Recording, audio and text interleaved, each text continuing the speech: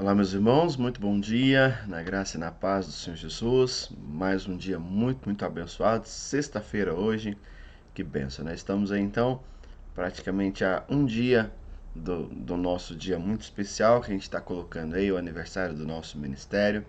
Que benção, né? Então é extremamente importante estarmos juntos amanhã.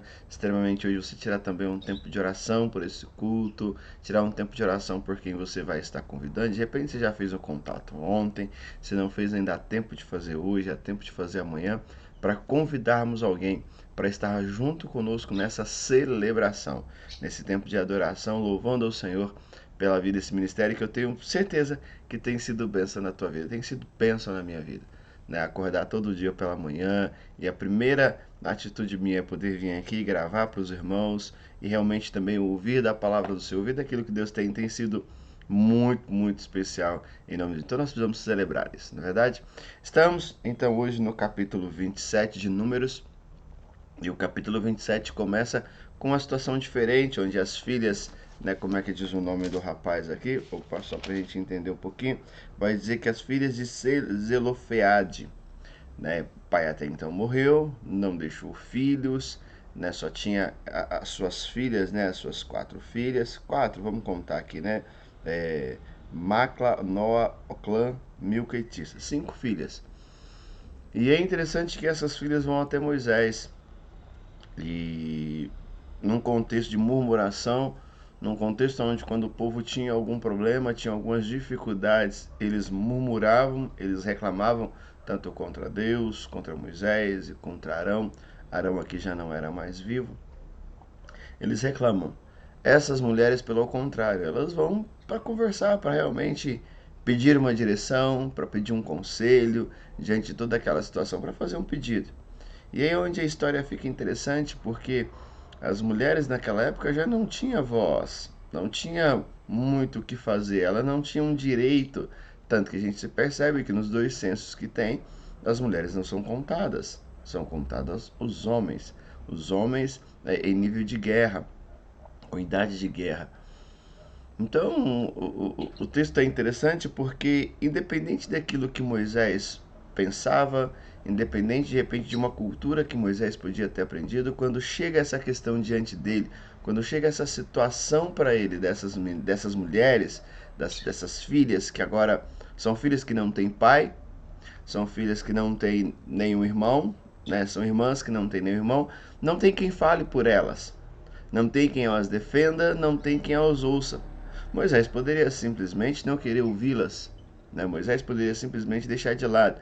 Então, eram mulheres que não tinha quem falasse por elas. Então, elas chegam diante de Moisés, de todas as autoridades, do sacerdote, para colocar, elas mesmas falam.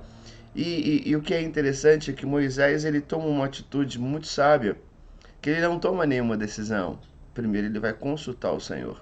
Ele vai ver o que o Senhor diz sobre aquela questão, sobre aquela situação, e Deus mostra para ele como tem que ser feito. Deus mostra sim, dê herança a elas. Sim, elas têm direito, sim, elas têm razão. E aquilo serve para as demais que possam acontecer por todas as gerações quando algo desse tipo acontecesse. Então elas criam uma lei, podemos pensar assim, elas criam uma regra, né, que Deus coloca e todos aconteceriam. E o que é interessante disso é que até então, mulheres que não tinham filhas, que não tinham um pai que a defendesse, eram irmãs que não tinham um irmão para o defendesse, eram sobrinhas que não tinham um tio para defender, mas elas tiveram um Senhor, elas tiveram um Deus que ouviram a sua causa, ouviram o seu temor, ouviram as suas inquietações e supriu a sua necessidade. E muitas vezes nós nos encontramos dessa forma. Nos encontramos, parece que muitas vezes desprotegido, muitas vezes em falta de algumas situações, muitas vezes não tem quem fale por nós, quem interceda por nós, mas onde vem a grande alegria é que o Senhor deixou o seu Santo Espírito sobre as nossas vidas para interceder por nós com gemidos inexprimíveis. Aí o versículo 17 desse capítulo 27 vai dizer assim: que saia diante deles e que entre adiante deles e que os faça sair e que os faça entrar, para que a congregação do Senhor não seja como ovelhas que não têm pastor. Essas mulheres sentiam sem ovelhas sem pastor, mas Deus sumiu a sua posição. Deus sumiu como pastor. Aqui nós sabemos que a oração de Moisés, onde Deus fala para ele, olha, dê uma olhada na terra, porque você vai morrer. Você vai se reunir com os seus antepassados, juntamente com Arão.